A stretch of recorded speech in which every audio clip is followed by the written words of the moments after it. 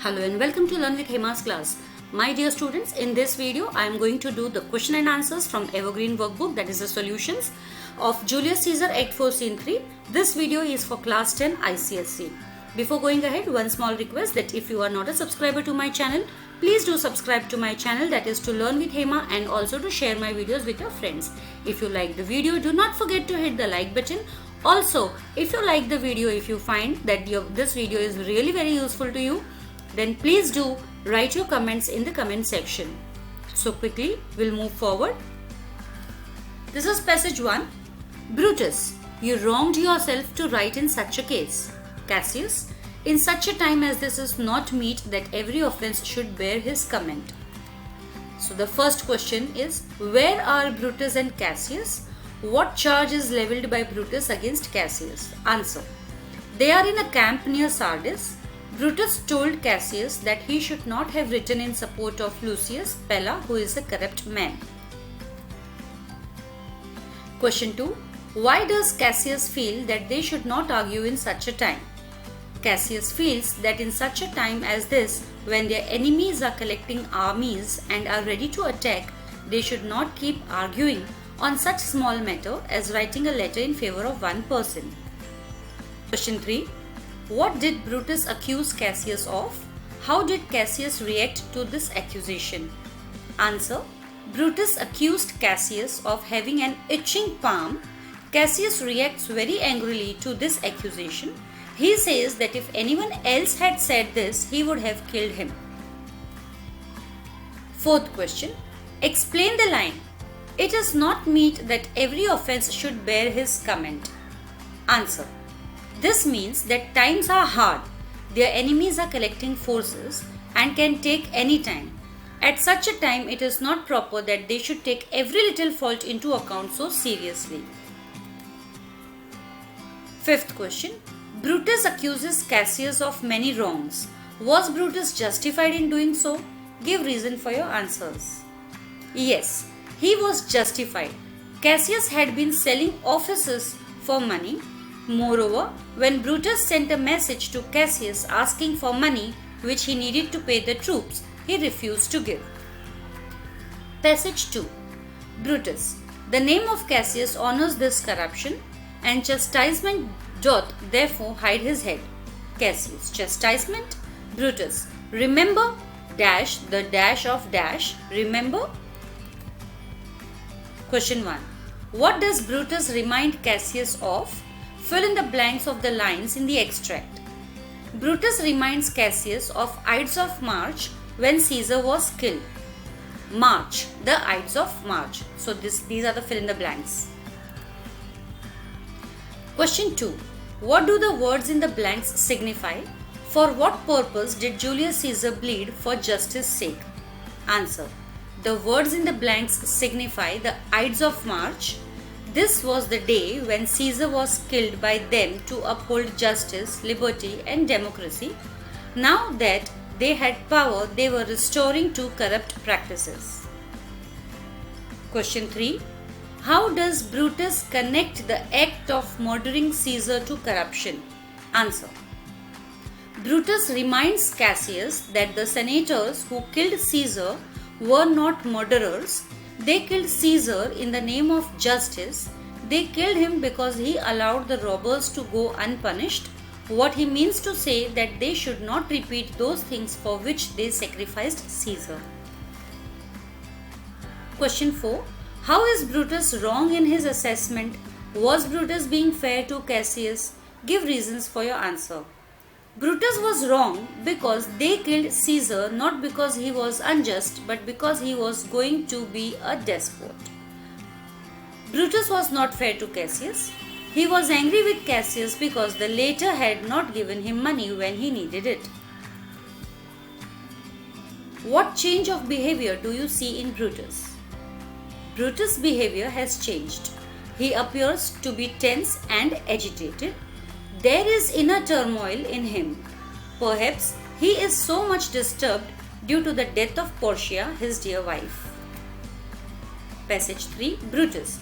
Must I stand and crouch under your testy humor? By the gods, you shall digest the venom of your spleen, though it do split you. Explain the lines. You shall digest the venom of your spleen, though it do split you. Answer. The lines are spoken scornfully. Brutus means Cassius will have to swallow the poison of his anger and bad temper even if it kills him. How does Brutus taunt Cassius in the succeeding lines of the extract that Cassius tells Brutus in exasperation? Is it come to this? Brutus tells Cassius tauntingly that if he shows this kind of anger and ill temper, he will laugh at him. The words pinch Cassius so much that he says, "Is it come to this?" Question 3. Why does Cassius consider himself a better soldier than Brutus? Was he justified in the assessment of himself? Give reasons for your answer. Answer. Cassius considers himself better because he has more experience of the world. He was not justified in his assessment because he was more experienced than Brutus. State any 2 derogatory remarks made by Brutus for Cassius. Was Brutus justified in doing so? Answer. Brutus had called Cassius a madman. Secondly, he said to Cassius that he should frighten his slaves by showing how choleric he is. Brutus will not be frightened. He was not justified in doing this. What was the misunderstanding between Brutus and Cassius? How does Cassius justify himself to Brutus? What makes Cassius soften towards Brutus? Answer. The misunderstanding was that when Brutus sent a message that he needed money to pay troops, Cassius refused. Cassius justified himself saying that he did not refuse to give him money, but the man who brought this message must be a fool. Cassius softens towards Brutus when he comes to know that Portia has died. Next passage, passage 4, Cassius. There is my dagger, and here my naked breast, within a heart dearer than Pluto's mine, richer than gold. If that thou be as best a Roman, take it forth. What has made Cassius become so frustrated in anger? What were Cassius' complaints against Brutus before this extract? Answer. Cassius says that a friend should bear with the weakness of a friend, but Brutus does not budge from his hard stand. This frustrates him. Complaints of Cassius were that Brutus had wronged him many times. He had also disregarded Cassius' letters written in support of Lucius Pella. What does Cassius mean to say when he says his heart is dearer than Pluto's mine? Who is Pluto? Why does Cassius compare his heart to Pluto's mine? He means to say that his heart is dearer than the wealth of god Pluto. He means to say that as there is gold enough in Pluto's mines, he has love for Brutus in his heart. Why had Cassius, according to Brutus, denied giving gold to him? How did Cassius justify this accusation made to him by Brutus? Cassius says that he had not denied giving money to Brutus. The man who brought this message must be mad. He offered his breast to Brutus and said that the man who denied him money has opened his heart to him. Brutus can take out his heart, his dearest possession. How does Brutus try to pacify Cassius and end the quarrel? How would you have ended the quarrel? Write your answers in 2 sentences. Brutus pacifies Cassius, telling him that he is the partner of a man whose heart is very soft. He admits that he had taunted him in a bad mood, thus he ends the quarrel. We would have ended the quarrel by feeling sorry for the fit of bad temper. Who enters the scene? Why has the person come here? How does Brutus react to the person's intrusion? A poet enters the scene. He puts them to shame for quarreling among themselves in this way. Brutus angrily asks him to get out. This is the passage 5. Brutus. No more, I pray you, Messala, I have received letters that young Octavius and Mark Antony come down upon us with a mighty power, bending their expedition towards Philippi. Who does Brutus speak to in the first line of the extract? Why does he not want the person to speak of the topic anymore? What is the topic of conversation that is upsetting to Brutus? Answer. Brutus speaks to Cassius in the first line. He does not want to speak about the death of Portia. Brutus is upset because he has received letters informing that Antony and Octavius have gathered great power. Next question. Whose thought is Brutus trying to wave off? What philosophy of his is he trying to use in the extract? He is trying to wave off Portia's thought. He is an idealist and he is trying to use this philosophy. We must all die one day in this context. Who is Messala? What piece of information does Messala give after the extract? He is a soldier in the army of Cassius. He gives the information that he too has got letters, and by an edict and an order of doom, Antony, Lepidus and Octavius have put to death 100 members of the Senate. How does Brutus plan to meet his enemy?